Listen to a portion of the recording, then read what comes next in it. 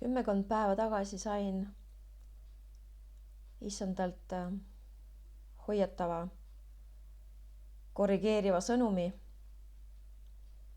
Ja see ei tulnud sõnumina, et põmm, nii ja nii ja nii. Jumal ütleb nii või tee nii või ära nii tee. See tuli nagu pakk taevastest kõrgustest ja laaditi minusse. Mõni sõnum tuleb selliselt. Ja ma loen Hoosea 5, 12-15. Ta räägib siin Iisraelile, aga see sobitub meile ka, see käib meie kohta ka. Jumal ütleb siis: aga mina olen Efraimile nagu koi ja Juuda soole nagu mädanik. Kui Efraim nägi oma haigust ja Juuda oma paiset, siis läks Efraim Assurisse ja läkitas suurkuninga juurde, aga tema ei suutnud teha teid terveks ega ravida teid paisetest. Sest mina olen Efraimile nagu lõvi ja Juuda soole nagu noor lõvi. Mina murran nad maha ja lähen, kannan ära ja päästjat ei ole. Ma lähen pöördun tagasi oma asupaika, kuni nad kahetsevad ja otsivad mu palet. Oma kitsikuses otsivad nad mind. Jumal alustab oma kõnet vaikselt, aga ta suurendab survet, kui teda ei kuulata. 12. salmis Jumal ütleb, et ta on nagu koi liblikas. Koi liblika puudutus on õrn. Sa ei tunne seda väga. Ja mädanik levib ja sa ei pane seda tähele ega ei näe. Need on sellised vaiksed, vagurad toimimisviisid, nii öelda. Jumal on Eestimaale andnud vaikseid vihjeid, sõnumeid ja me ei ole kuulanud. Kui liblika tiiva puudutust ei ole peaaegu tunda.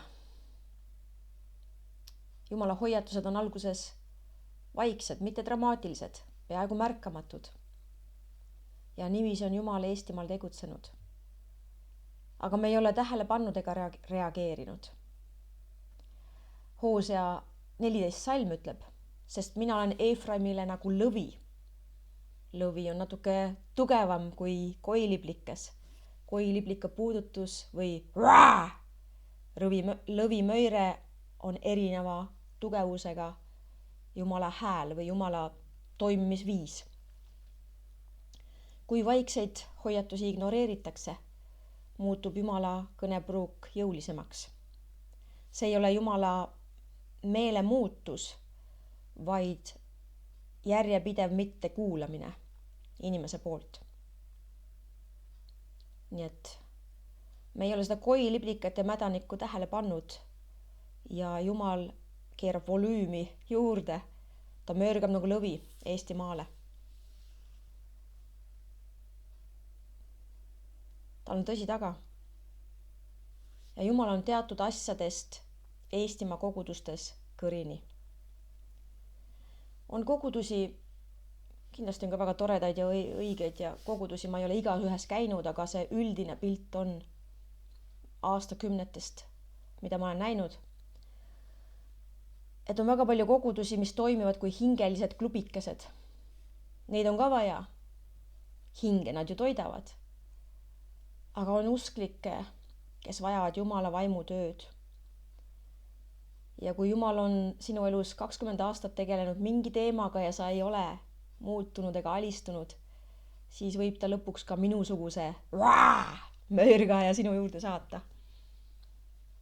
On kogudusi, mis toimivad nagu minimaafiad. Ja ma ei räägi koduperenaistest ega titakestest usklikest, vaid just juhtidest ja teenijatest. On inimesi, kes tahavad, et Jumal teeks ainult teatud viisil, nii nagu ta alati on teinud. Nad peatavad Jumalat, stopp Jumal, sa ei ole 30 aastat nii teinud, stopp, ma peatan su. Aga teda ei saa peatada, ta ei ole alistatav. Jumalal on kõrini teatud asjadest Eestimaal ja see sõnum on olnud väga raske mulle, ma olen seda kandnud ja vaevelnud selle käes, aga ma paiskan selle välja. Sest Jumalal on kõrini teatud asjadest Eestimaa kogudustes. Ta ei paita enam õrnalt, vaid möörgab. Eestimaal on grupp inimesi, kes hüüavad ja kisendavad Jumala poole, et Jumala vaimu töö algaks või et Jumala vaimu töö lubatakse kogudustes toimida. Sest on usklikke koguduses, kes on olnud 10, 20, 30 aastat Jumalaga, kui nad ei suuda endiselt eristada hingelist ja vaimset. Sellepärast on ka neid hingelisi klubikesi nii palju, et usklikud ei saa isegi aru, mis on hingeline, mis on vaimne. Probleem ei ole selles, et nad ei usu, vaid et nad ei ole kasvanud või neid ei ole kasvatatud. Ei ole osatud kasvatada. Probleem on väga suur. Piibli järgi näeme, et usus oldud aeg ei võrdu alati küpsusega. On võimalik olla kaua usus ja olla väga-väga kaugel Jumalast tegelikult. Ja on võimalik olla vaimselt alatoidetud. Mõned tahavad vaimutööd, sest nad on kogenud Jumala väge ja nad tahavad seda uuesti. Teised aga igatsevad Jumala vaimu ja väge, aga kui see päriselt pihta hakkab, kui see muutub ebamugavaks ja raskeks ja valusaks ja aia on ja raske on, siis nad pöörduvad tagasi oma hingelisse või lihalikku porilompi.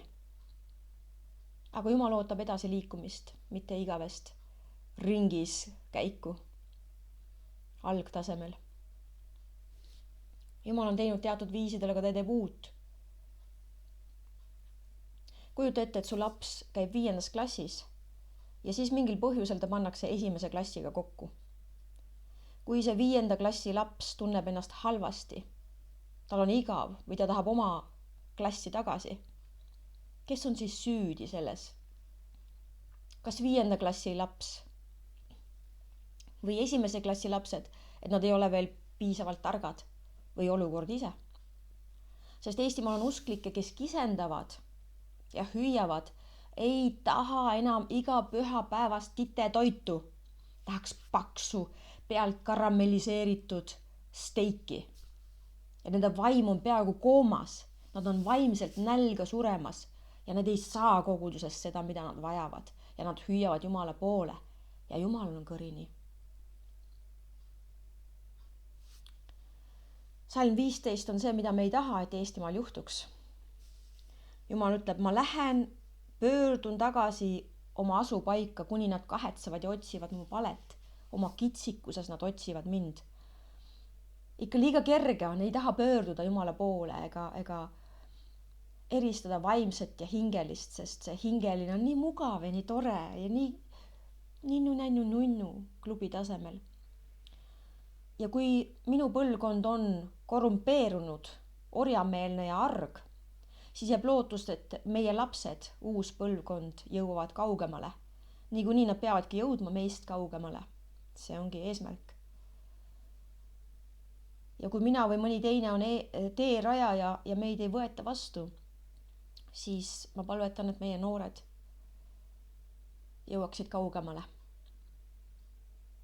Minu arvates ei ole koguduste suurimad probleemid patud või pattude rohkus. See võib olla, aga see ei ole suurim. Argus. Kõik lõdisevad ja kardavad, nad ei julge liikuda oma kutsumises ja andides või lasta Jumalale enda kaudu voolata. Seda ka ei julgustata seda tegema ja peatatakse, kui sa hakkad liikuma oma annis, kui see on teistsugune, kui koguduses 30 aastat on olnud.